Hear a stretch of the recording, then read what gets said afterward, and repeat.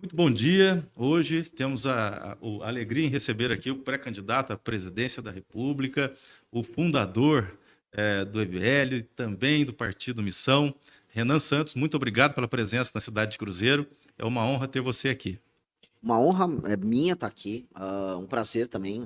Eu até tive sido questionado ter sido o primeiro pré-candidato a presidente em algum tempo a vir aqui na cidade. Eu acho um absurdo, porque é uma região para nós paulistas importantíssima, uma região que foi palco de batalhas importantes na nossa história, faz parte do espírito nosso e tem que ser visitada com certeza, até porque, pelo menos no meu projeto de campanha, meu projeto de governo para o Brasil, essa região ela será um polo estratégico de tecnologia e tecnologia militar. Então, é uma região que não apenas temos que visitar, como entender muito sobre ela.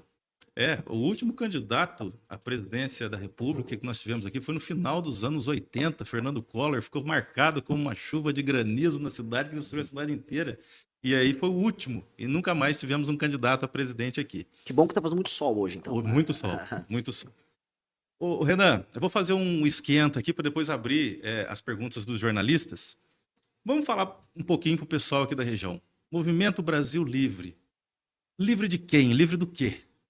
Olha, não é nenhum livre de outro, né? A nossa liberdade, ela existe através não da negação, mas através da afirmação, né? Qual é a afirmação? Pois bem, um país livre é um país essencialmente em que você é quem você pode ser através das suas capacidades. Um país livre é um país soberano, dono do seu próprio território, dono do seu próprio destino.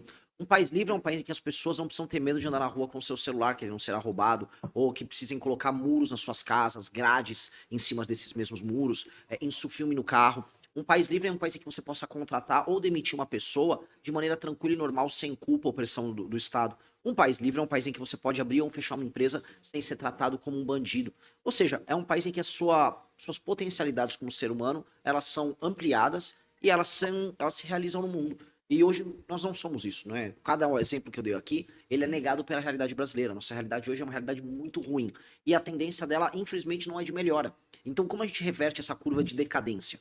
Nós temos um plano e, enfim, tornar o Brasil livre passa por esse plano. E falando um pouco agora do Partido Missão, o Partido Missão ele surge num momento em que existe um ódio crescente, arraigado já na sociedade brasileira. A direita com ódio da esquerda, a esquerda com ódio da direita. O que o Partido Missão pode proporcionar de novo nesse contexto?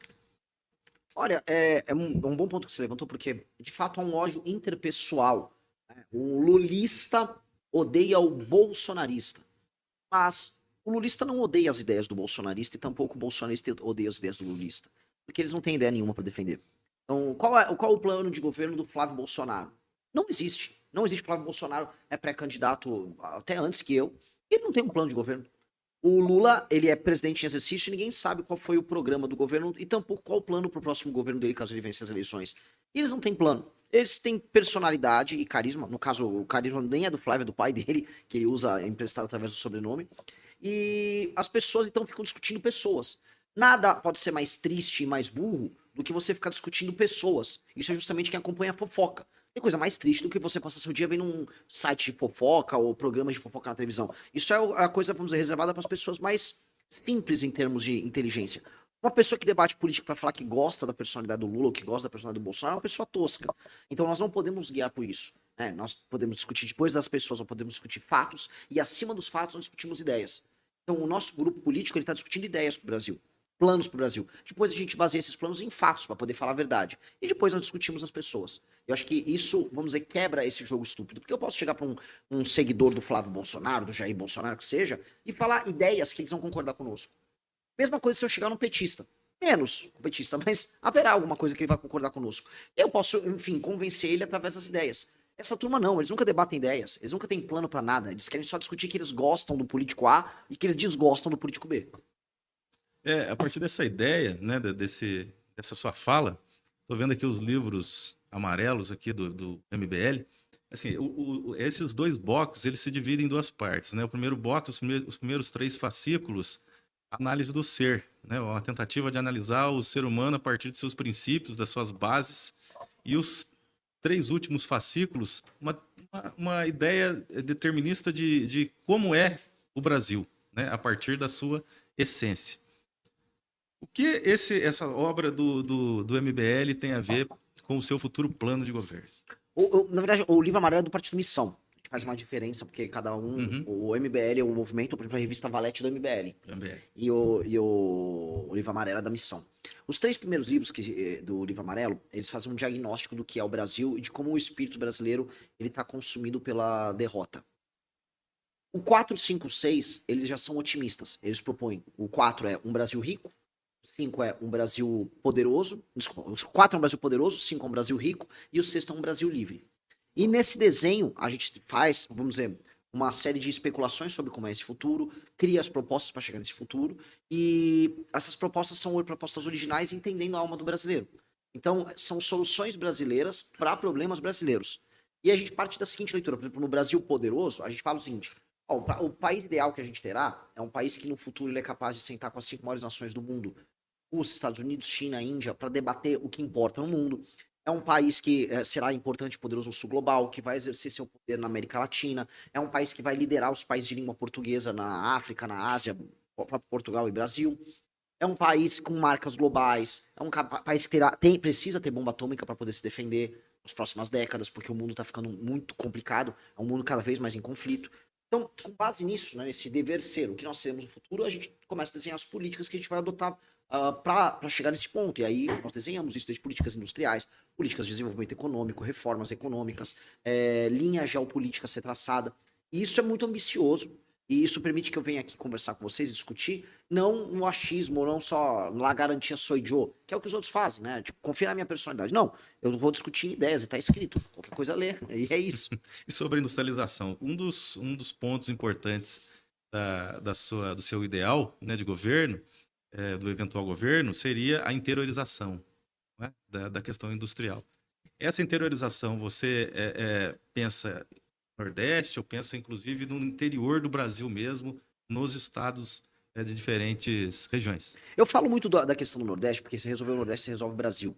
Você resolve o Nordeste, gerar classe média lá, você muda o padrão do sistema político eleito por lá, e isso vai fazer com que haja menos dependência de dinheiro vindo daqui, por exemplo, para sustentar a população de lá. Em bom português, a população do Nordeste, em grande medida, é sustentada pela população do Sul-Sudeste e hoje Centro-Oeste também. E a gente precisa desenvolver eles lá. Se eles se desenvolvem lá, diminui imigração, pressão para serviços públicos em cidades do Centro-Sul que acabam recebendo migrantes de lá. Você diminui as desigualdades regionais, você muda a qualidade da representação política. Então, isso é importante acontecer, mas sem prejuízo para cá. O que tem que nós temos que fazer para cá, antes de tudo, como chama para cá, eu tô falando no interior de São Paulo, é uma agenda fortíssima de competitividade, desde que você já tem acúmulo de capital, você já tem uma infraestrutura melhor, e, portanto, se você permitir que o empreendedor paulista consiga voltar e criar e produzir, e ter, vamos dizer, aquela fibra, aquela energia empreendedora, que acaba se perdendo quando a gente tem um país tão difícil para trabalhar e produzir, ele vai tocar isso sozinho. Quase não há necessidade de grandes políticas de desenvolvimento para aqui, para o nosso estado. O que eu quero dizer é, com leis trabalhistas mais claras, com a taxa de juros mais baixa, portanto com dinheiro mais barato, com impostos mais simples, mais claros, o sistema tributário racionalizado, com energia mais barata, com infraestrutura, eu não preciso do Estado dirigindo nada, as pessoas já sabem o que fazer. Onde a gente quer atuar, que aí são áreas interessantes do ponto de vista, inclusive geopolítico pra gente, por exemplo, aqui nós trabalharmos com tecnologia da informação, aqui ser uma espécie de Vale do Silício. E por que Vale do Silício aqui? Porque por conta do ITA, por conta da própria Embraer, você teve aqui na região um acúmulo de capital humano de altíssima qualidade. Alguns dos melhores alunos de exatas do Brasil vêm para cá. Então, como essa região está habitada por isso, aqui tem que ser uma área em que empresas têm que se instalar. E empresas fruto desses jovens que vêm estudar aqui. Então, esse jovem que vem estudar aqui, ele não tem que é o que acontece. Ele estuda aqui no Vale do Paraíba, vamos por vá pro ITA. Aí de lá ele arruma um emprego na Faria Lima para trabalhar com fundo de investimento. Não, ele trabalha com engenharia na região. E aí, nesse ponto, o Estado tem que atuar, porque já existe capital humano de qualidade, já existem empresas, já existe uma infraestrutura prévia. O investimento aqui é investir nas startups, criar startups como Israel faz, startups ligadas à segurança, tecnologia da informação, tecnologia militar, e a gente criar um complexo privado, com alguma participação pública nesse setor, que envolve segurança, envolve forças armadas, envolve equipamento militar, para essa região ser uma região que nos coloque na ponta no mundo nesse tipo de discussão. E isso já acontece. Onde somos excelência de verdade. É o caso da Embraer hoje, que disputa com as maiores empresas do mundo na área. Então, quem faz avião faz drone, quem faz drone faz equipamento militar de última geração. E nós precisamos fazer isso na região. Falando em segurança, aqui o Vale do Paraíba ele vive um momento extremamente complicado, que das 10 cidades mais violentas do estado em relação ao homicídio doloso, 6 delas estão no Vale do Paraíba e Litoral Norte. Que a gente pode pensar em relação a essa política de segurança? Porque até também é uma fala sua contra as facções, são, por exemplo, para aumentar o rigor em relação a pena para o pessoal das facções. Restringir o direito à ampla defesa. O que a gente pode dizer em relação a isso no Vale do Paraíba? Vamos lá, vocês são uma zona de passagem para o Rio de Janeiro. Vocês são uma zona de idas e vindas de criminosos.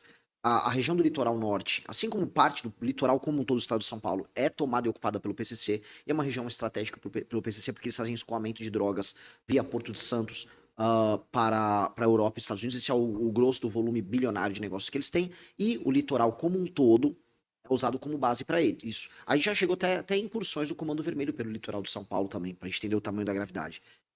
E aí, por ser região de passagem, toda região de passagem que tem um papel logístico, ela acaba sendo mais complicada, para falar aqui. Ela é sempre, em termos de segurança pública, uma região que demanda uma atenção maior. Agora, para o enfrentamento, a receita não é muito diferente do que eu venho propondo para outros lugares. Alteração nas leis penais, nas leis de processo penal, portanto, penas maiores. Alteração nas leis de execução penal para não ter a progressão de pena, não ter saidinha, porque a maior parte dos criminosos são resistentes. E aí, para os membros da facção, é exatamente isso que você colocou. Nós precisamos retirar os amplos direitos de defesa de um faccionado, portanto, o direito tem que ser contra ele, muito veloz. Ou seja, o Estado tem que agir de maneira muito rápida com ele e não ter impedimentos processuais nessa ação do Estado, e as penas têm que ser muito altas. Assim, nós conseguimos, vamos dizer, debelar, destruir a infraestrutura política dos grupos faccionados que nós temos no Brasil e, paralelamente, os criminosos que vão assaltar um carro, que roubam um celular, que vende a droga, eles vão ficar presos por muito tempo. Base nisso, acho que a gente diminui drasticamente os números que a gente tem. Perfeito. Vamos abrir para as perguntas dos veículos? Vamos começar agora passando a palavra para os representantes dos veículos de comunicação.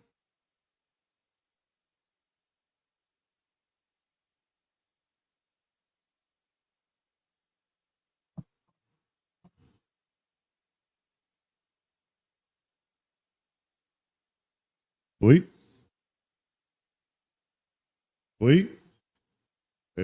Portal Cruzeiro, Eduardo Filho. Seja muito bem-vindo aqui na nossa transmissão e na nossa cidade de Cruzeiro. A pergunta é o seguinte, candidato.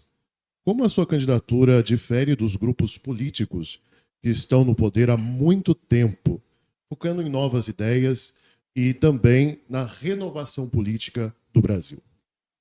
Bom, se eu fosse colocar como meta histórica do nosso partido, a superação do modo de fazer política dessas oligarquias que nós temos no Brasil. Nós temos muitos partidos, mas não são partidos de verdade, eles são legendas. Os grupos familiares que administram o Brasil não é uma parte das cidades, né? Eles são grupos meramente ocupadores de posição e não realizadores ou transformadores, né? Então isso faz com que as cidades no Brasil sejam de fato muito mal administradas, que candidatos a governo, candidatos à presidência da República não tenham projeto, que a maior parte do parlamento é apenas administrador de emenda.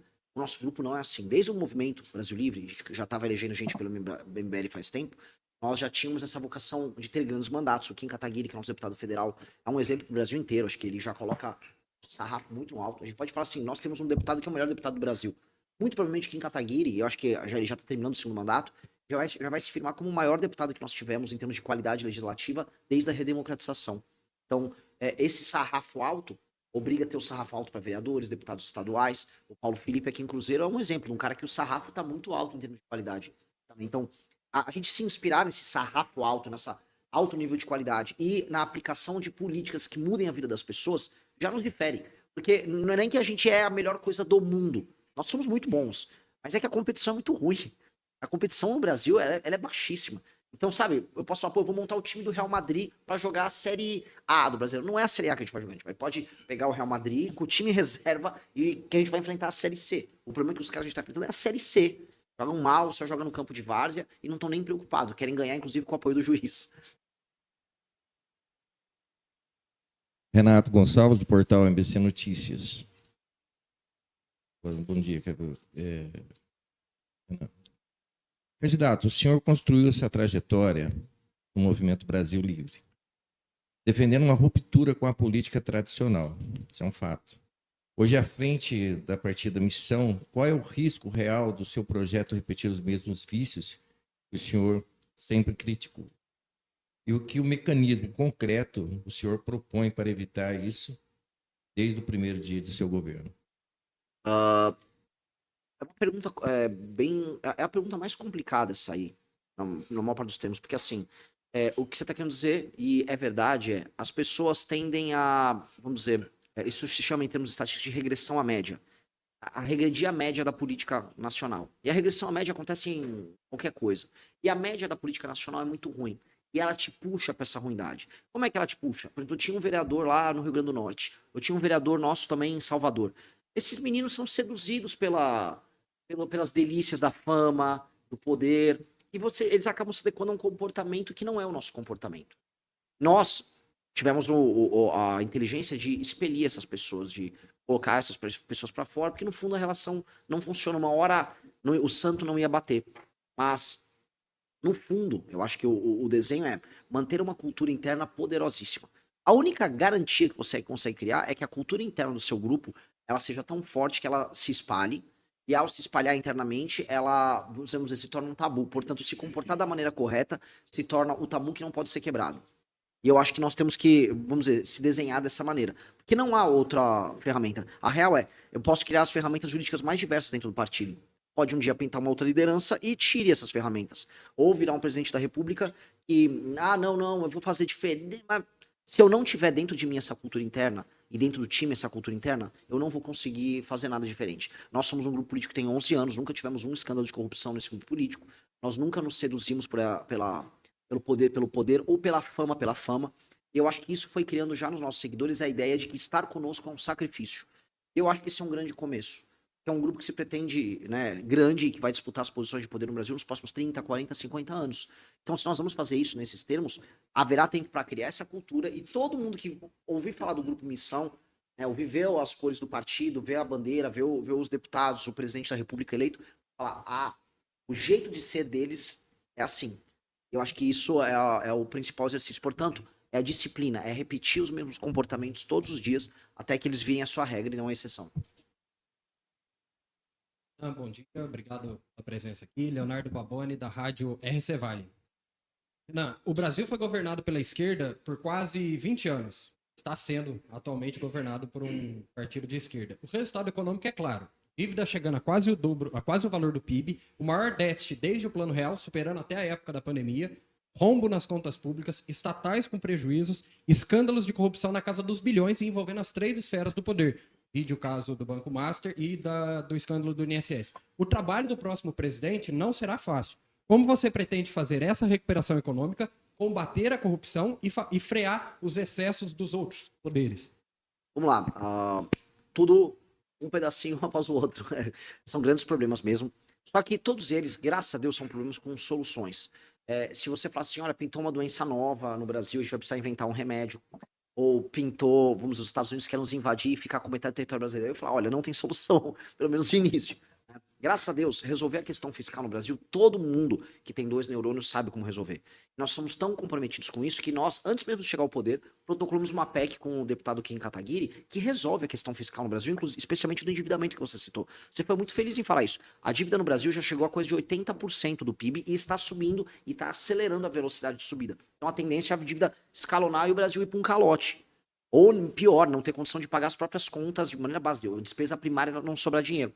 Então, a PEC que nós protocolamos é uma PEC que resolve isso, e eu ganhando a eleição para presidente da República, na transição, ou seja, agora no mês de dezembro desse ano, eu vou passar ela com a legislatura atual, porque a gente já coloca o Brasil num novo regime fiscal, resolve curva de inflação, como resolve a curva da dívida no longo prazo, os juros vai poder cair naturalmente, o dinheiro fica mais barato, as pessoas podem investir melhor, aí eu posso focar em reformas de competitividade, especialmente na área trabalhista, sobrando dinheiro, porque diminui os juros, tem maior capacidade de investimento, então a gente investe em infraestrutura, de energia e de estradas, rodagem, ferrovia, portos, tornando o escoamento de produtos mais baratos, produzir produtos no Brasil mais barato, e aí a gente começa a ter um ganho econômico concreto e verdadeiro. Essa parte se resolve. Sobre corrupção, e isso envolve também em relação com os outros poderes, nós temos que voltar a ter a prisão em segunda instância, que derrubaram, o STF derrubou a prisão em segunda instância. Hoje, por que o STF manda em tudo o tempo todo? Porque os políticos e os seus empresários amigos não são presos em segunda instância. Seja um juiz manda prender, aí vai pro desembargador, não, o desembargador canetou, condenou, o cara vai preso. Hoje todo mundo tem que parar ou no STJ ou no STF. É por isso que existem tantos escritórios ligados a familiares de membros do STJ e do STF. E aí todos os grandes escândalos de corrupção vão parar nessas cortes. E essas cortes passaram a ganhar dinheiro junto e se envolver. Então, hoje é uma indústria da impunidade. Não tem que voltar com a prisão em segunda instância. Tem que proibir ministro do Supremo, ministro do STJ, de ter qualquer tipo de escritório ligado à familiar dele. E se algum escritório levar um processo para um ministro do STF, tendo algum tipo de relação pessoal, os membros do escritório têm que ser presos. Nós temos que impedir que existam qualquer tipo de ações que rodem no STF que não sejam ações eminentemente constitucionais. Nos Estados Unidos eles recebem 50 ações na Suprema Corte deles todo ano. No Brasil são 8 mil. Óbvio que isso é um absurdo, óbvio que não tem que ser assim.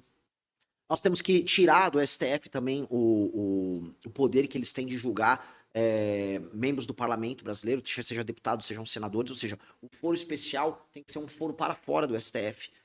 Nós temos que acabar com as decisões monocráticas que nós temos no STF. Hoje, 83% das decisões do STF são monocráticas. Feito esse pacote, você consegue endereçar boa parte do problema da corrupção e da independência dos poderes que estava na tua pergunta e que é um tema central para o Brasil. Ou seja, são todas coisas que outros países já fazem, a gente não precisa inventar nada. É só chegar um presidente que não tem rabo preso, vontade política, e falar, vou resolver essa questão política do Brasil.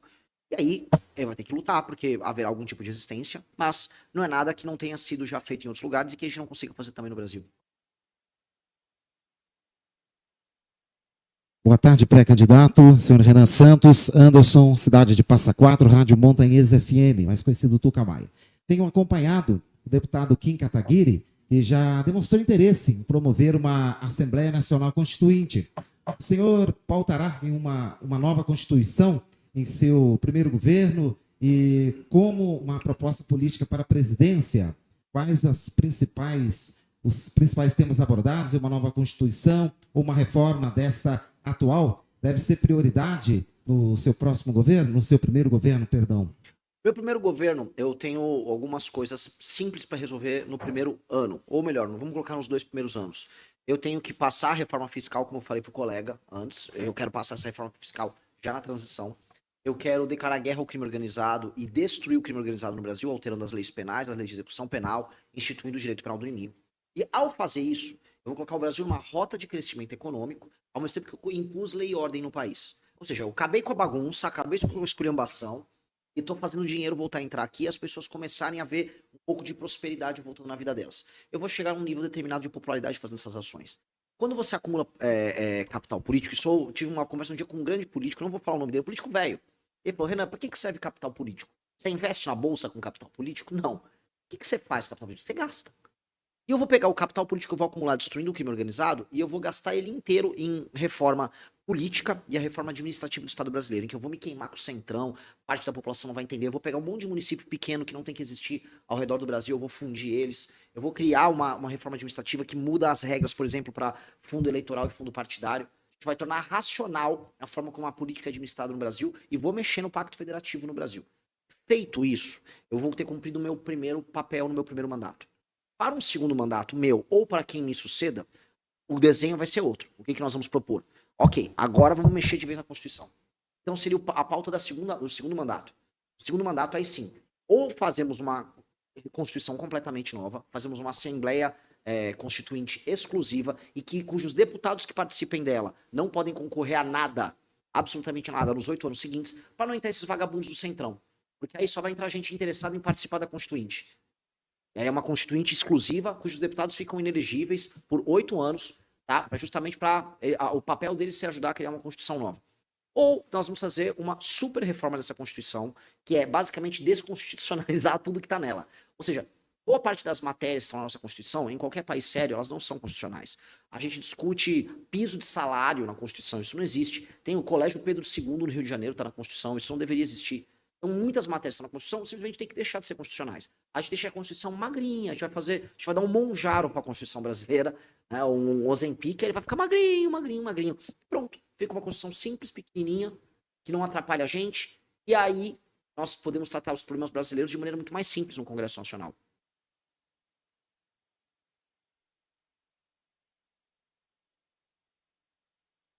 Débora Carneiro, do Dom Lopes Cast. Diante do seu plano de governo, está muito claro e nítido qual é o caminho que o Missão quer seguir diante do Brasil. tenho certeza que eleito você já tem aí um plano traçado.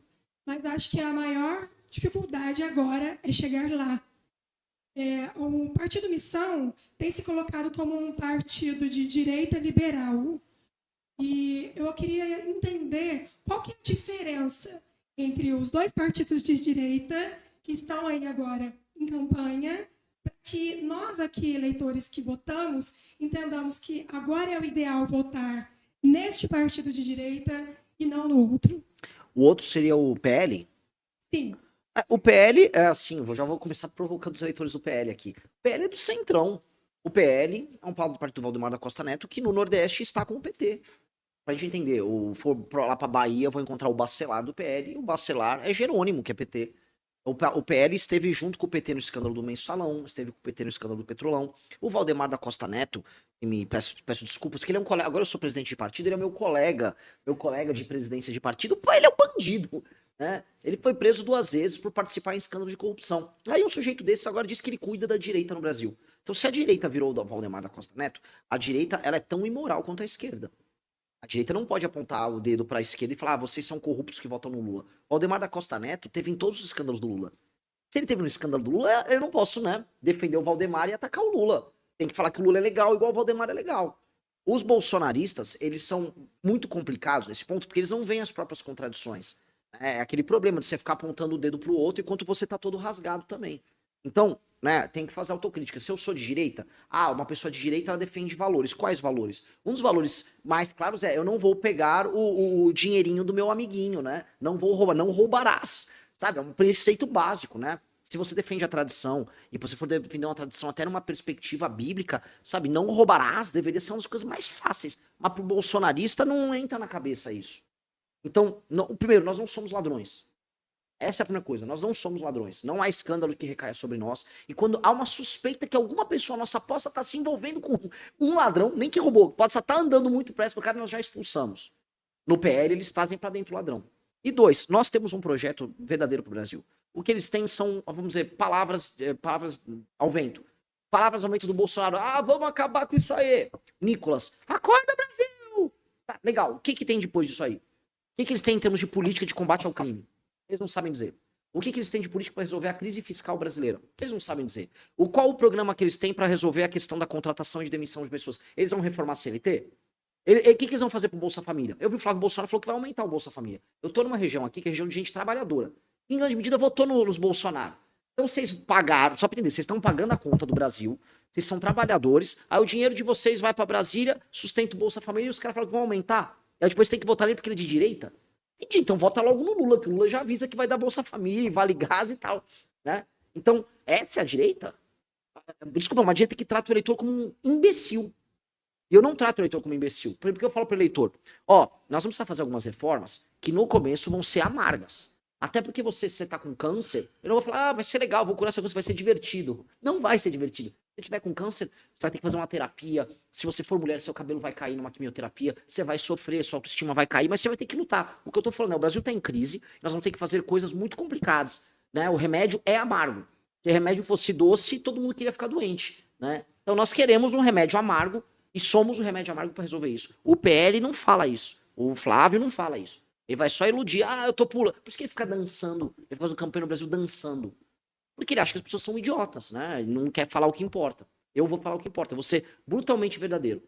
Vou falar o que as pessoas querem e não querem ouvir. Aí elas tomam uma decisão. Candidato, muito boa tarde. Importante a sua vinda. Tocou aí com resgate. Saudoso, visita a Cruzeiro. Há mais de 20 anos a gente ainda não recebeu. Nós ainda não tínhamos tido a oportunidade de receber candidato à presidência. Então, eu entendo ser uma visita oportuna mesmo, né, para a gente poder ter essa proximidade e entender melhor as intenções e o respeito de quem nos visita. E dentro desse quesito, o que me chama a atenção, Renan, é exatamente o posicionamento do governo americano, não é, que já tem sido rotulado aí que ele quer mesmo classificar as facções criminosas como organizações criminosas. Qual é a sua análise? O que é que pretenderia, se eleito for, nesse quesito que vocês citaram aí, segurança pública, crime organizado e tudo mais. Mas, a partir daí, isso não seria uma interferência direta no nosso país, na soberania nacional? Depende. E esse é um ponto, depende. Veja, os Estados Unidos atestarem, junto com outras nações da América Latina, que PCC e Comando Vermelho são grupos terroristas, é apenas uma constatação da realidade, porque eles assim o são. Eles são grupos terroristas. E não foi só o Trump falando isso. Porque, veja, a gente tá olhando assim, o Trump, os Estados Unidos são muito fortes, isso atenta contra a nossa soberania. Essa semana, quem falou sobre soberania foi o presidente da Bolívia, o novo presidente, que estava inclusive com os Estados Unidos nessa reunião. E ele falou, olha, o Brasil está exportando facção criminosa para a Bolívia. Então, veja só, nós estamos gerando danos para o outro, a soberania do outro, a um país menor que a Bolívia, através da nossa fraqueza. A nossa fraqueza está fazendo com que a soberania de outras nações vizinhas seja desrespeitada. Então, que não seja, vamos dizer, apenas a constatação da realidade, que haja uma vontade dos Estados Unidos a agir através da força e que isso possa diminuir a nossa soberania. Isso seria muito humilhante para nós, mas isso nos gera um senso de urgência e nós mesmos resolvemos o nosso problema. Por isso que quando me tornar presidente, e assumindo a presidência da República no dia 5 de janeiro de 2027, o Brasil tem que iniciar e liderar o processo de destruição do crime organizado nas Américas. E aí eu vou querer que os Estados Unidos colaborem, não aqui. Eu quero que os Estados Unidos quero que você colabore aqui conosco, vamos resolver o problema no Equador? Vamos destruir o crime organizado na Colômbia? Vamos, aí eu vou chamar os Estados Unidos. Agora, aqui ninguém põe o pé. Aqui quem tem que destruir, de maneira bem clara, o crime organizado são nossos policiais. O policial brasileiro vai ter a honra e o prazer de metralhar vagabundo como se não houvesse amanhã. Vai fazer peneira de assaltante. E isso vai ser muito bacana. Temos que dar ao policial brasileiro a vitória que historicamente ele sempre deveria ter sobre esses caras. E isso recupera a nossa soberania, isso nos realinha perante nossos pares. E aí não vai ter Estados Unidos querendo fazer isso, porque simplesmente, eu estive inclusive na Casa Branca, eu estive no Pentágono, no Departamento de Estado, lá nos Estados Unidos, conversei com gente da área de defesa americana nas minhas idas que eu fui lá nos Estados Unidos, e assim, de maneira clara, o que eles não querem uma guerra com o Brasil de maneira nenhuma, eles já têm os próprios conflitos que eles estão tendo. Eles gostariam que o Brasil fosse uma liderança regional que resolvesse esse problema do crime organizado nas Américas, até porque isso para os americanos resolve um problema que é a imigração. No fundo, o que o governo republicano quer é que pare de vir imigrante da América Latina para os Estados Unidos.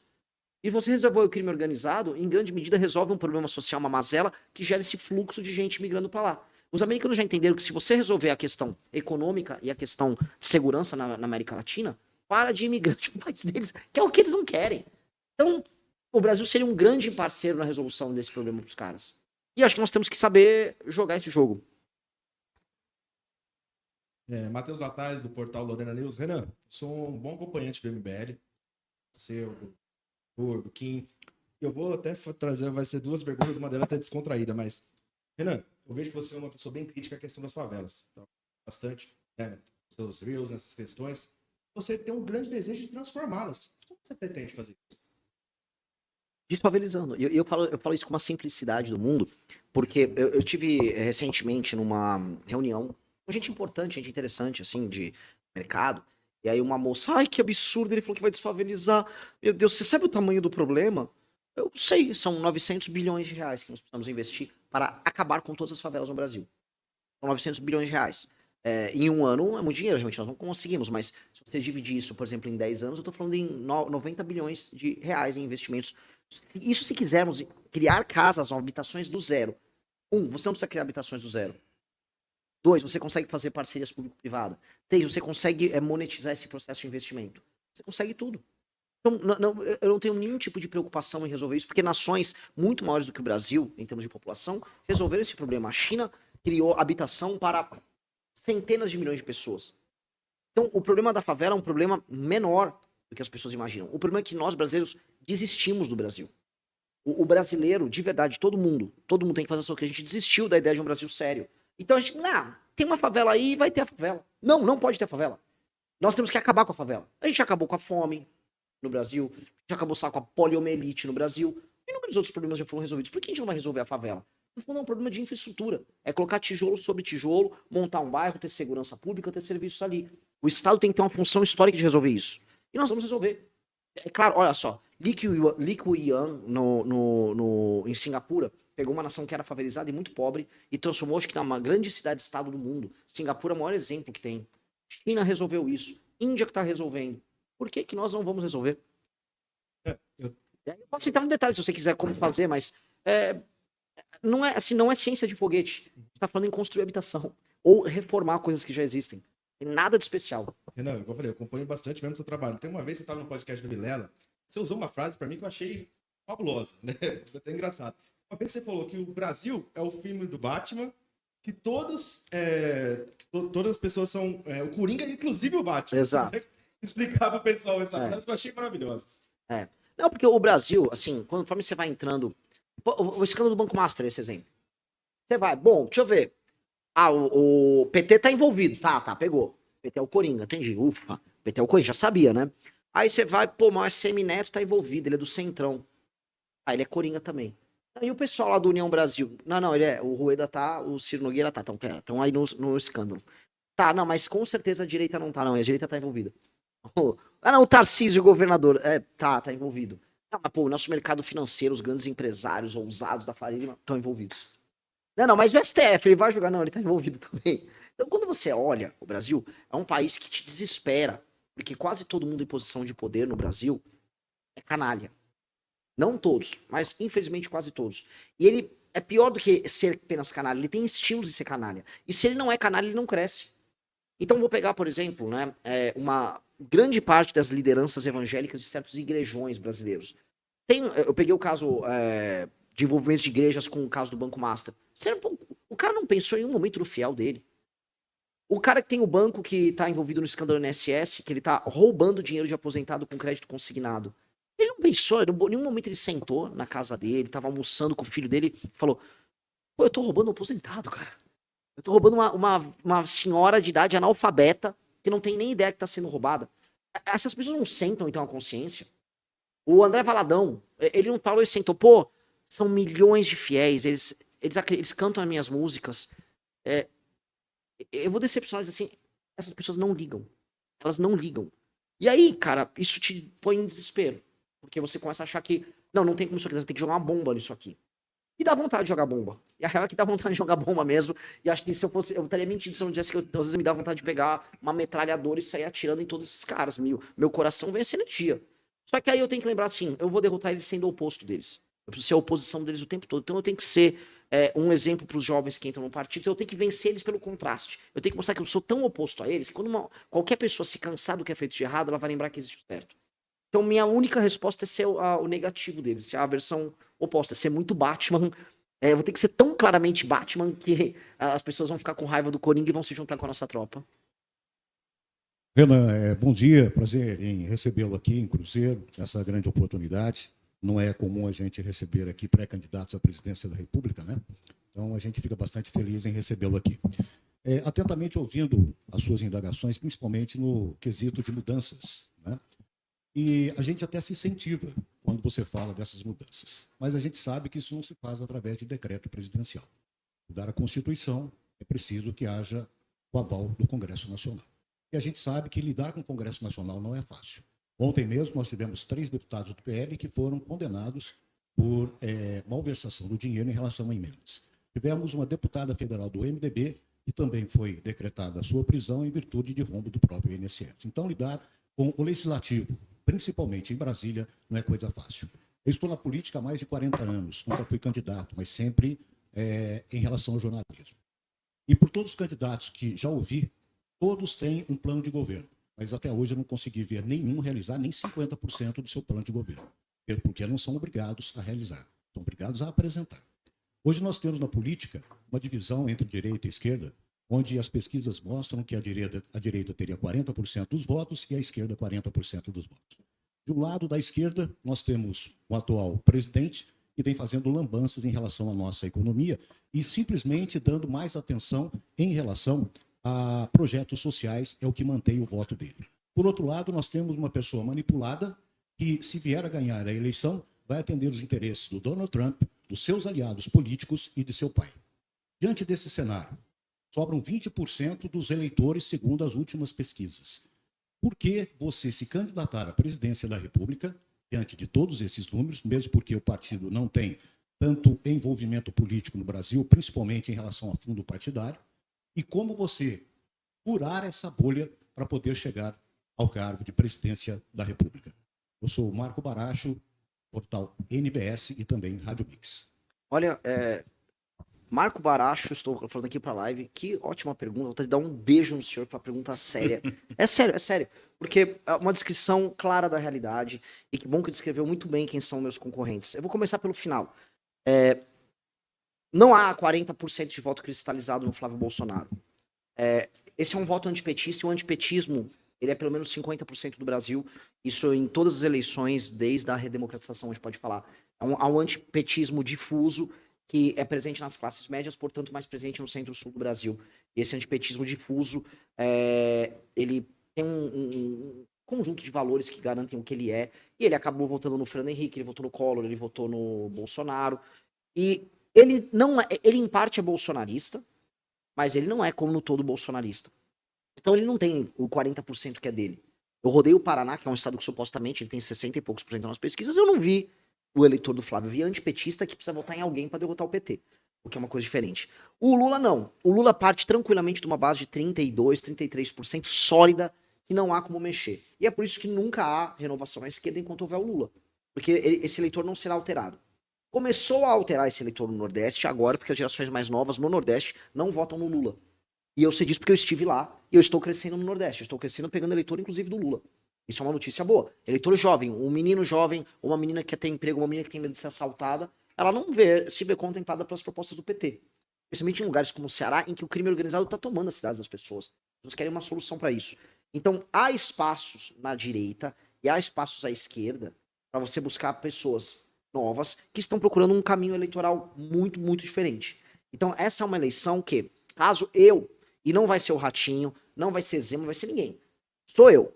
Se eu tiver espaço, eu serei capaz de fazer isso. Por quê? Porque diferente da turma do Flávio, não, desculpa, do Caiado, Zema, Ratinho, eles são puxa-sacos do Flávio. Então como é que eles vão mostrar para esse eleitor antipetista que o Flávio é ruim? Eles querem imitar o Flávio. Eles querem falar que eles são mais bolsonaristas que o próprio Bolsonaro. Olha, eu gosto mais do Jair do que o Flávio, que é filho dele. No fundo, eles são isso. Você não vai conseguir substituir os caras sendo puxa-saco. É uma coisa é uma coisa meio humilhante, sabuja. Tanto que o Zema, ele quer ser vice do Flávio. E o Ratinho Júnior, coitado, ele nem sabe o que ele tá fazendo ali. Tá, inclusive, envolvido no escândalo do Banco Master. Aí eu vou agora chegar pro começo da tua pergunta. Né? Como aplicar as ideias? Eu vou discordar de você que os outros candidatos apresentavam grandes programas.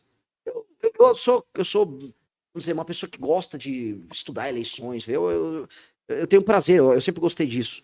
Uma parte dos programas políticos dos candidatos a presidente, eles eram apresentados porque era obrigado a apresentar, eles eram feitos por marqueteiro. As propostas eram desenhadas por marqueteiro. O nosso aqui não foi desenhado por marqueteiro. Tanto que eu posso falar que várias propostas nossas, o marqueteiro irá falar, para de falar disso.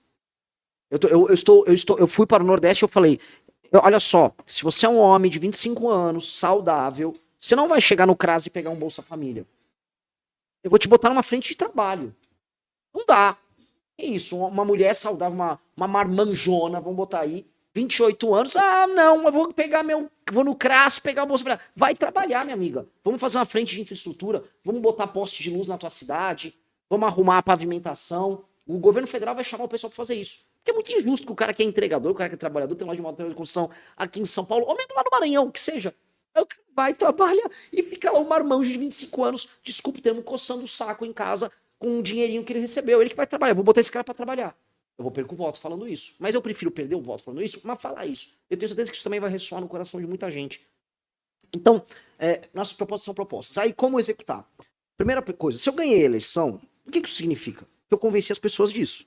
Se eu convencer as pessoas disso, não apenas elegi uma bancada grande, como os deputados do Centrão e do próprio PL, direita como tudo, vão se eleger com a minha agenda, porque foi a agenda principal da eleição. Por uma questão lógica, eu já vou ter uma bancada. 2, eu não tenho problema nenhum em fazer composição política, nos nossos termos. E 3, você também trouxe a resposta para mim. Veja, você falou, tá começando a cair a casa dos deputados por conta do orçamento secreto. Vamos dar um nome aos bois, o Flávio Dino vai pegar uns 70 deputados. Eu tenho essa informação, inclusive de bastidores. O Flávio Dino esperou todo mundo ficar roubando como se não houvesse amanhã, com orçamento secreto, guardou e agora eles vão lá pegar um por um. Eu não gosto do Flávio Dino. Dito isso, eu vou colocar a Polícia Federal para pegar todo mundo também. Porque o poder relativo do Congresso tem que diminuir. Tem que dar uma baixada de bola. Hoje o Congresso está muito poderoso para cima do presidente. Hoje vai ser assim, todo mundo do Centrão está envolvido com um escândalo. Então assim, parou o escândalo, vocês vão ser investigados. Agora, quer trabalhar direito comigo? Quer vir construir um nosso pacote de segurança pública? Quer reformar o Brasil? Vem conosco, entra no Ministério. Viva o lucro político positivo disso. Não, você quer roubar, quer botar uma faca no meu pescoço? Eu vou com a Polícia Federal pra cima de você. Junto com o Flávio Dino, que seja. Mas ladrão vai ser pego. Aí você vai ver que os caras vão pra... Tá todo mundo em pânico no Congresso. As pessoas imaginam hoje que o Congresso tá todo mundo feliz. Não estão. Os caras estão... Escândalo do INSS, escândalo de emenda, os líderes partidários envolvidos no escândalo do Master. A gente tá num momento de crise que o Congresso também tem medo.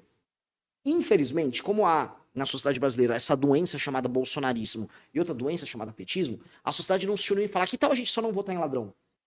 Só que as pessoas estão presas na doença, então ela vai votar um ladrão de esquerda e um ladrão de direita. Mas não houvesse essas doenças, a sociedade se uniria para cuidar do que importa, né? Mas eu acho que se eu ganhar, significa que a sociedade deu uma esclarecida. Não sei se eu respondi perfeitamente, mas... Obrigado. Pessoal, podem fazer mais perguntas se quiserem, eu não sei como é que tá de agenda. Não, tem que correr. Renan, você falou muito da questão do trabalhador, né?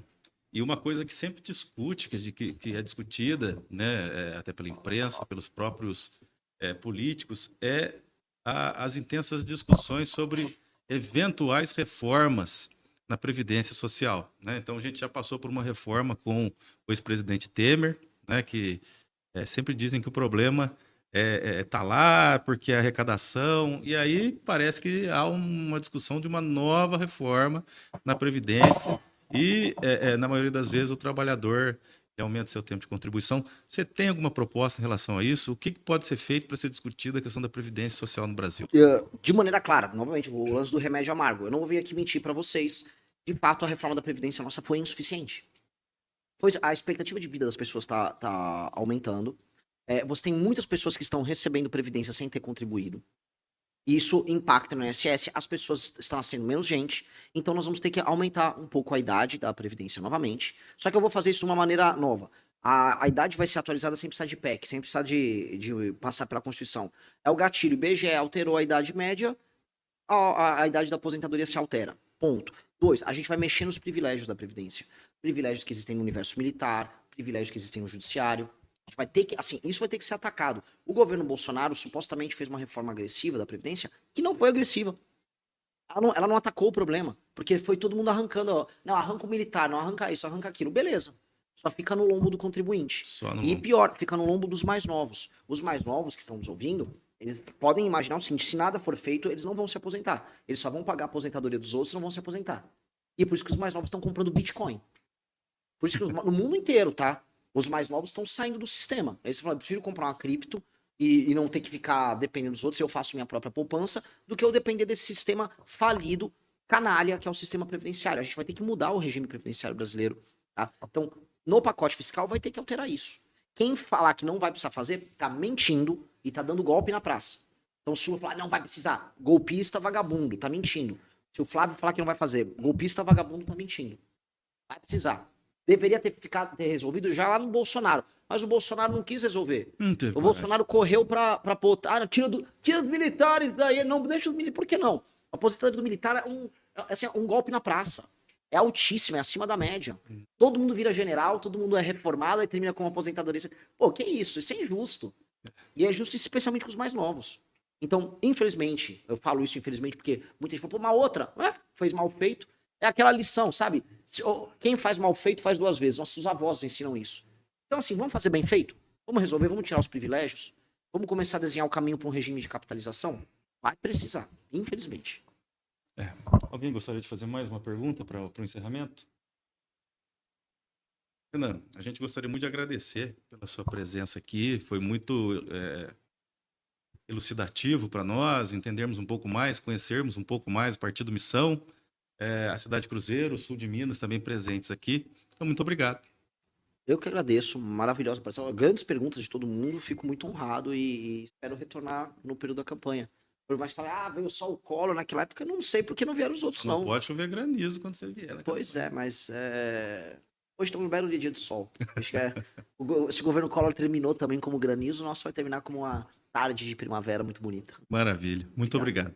E assim a gente encerra essa entrevista coletiva. Agradecer ao presidente da Câmara de Cruzeiro, vereador Paulo Felipe, por ter convidado, trazido, intermediado essa visita. A todos os profissionais da imprensa que aqui estão, a parte técnica também. Agradecer o estúdio de podcast itinerante AD 500. Muito obrigado pela presença aí. E assim a gente encerra a nossa conversa. Obrigado a todos.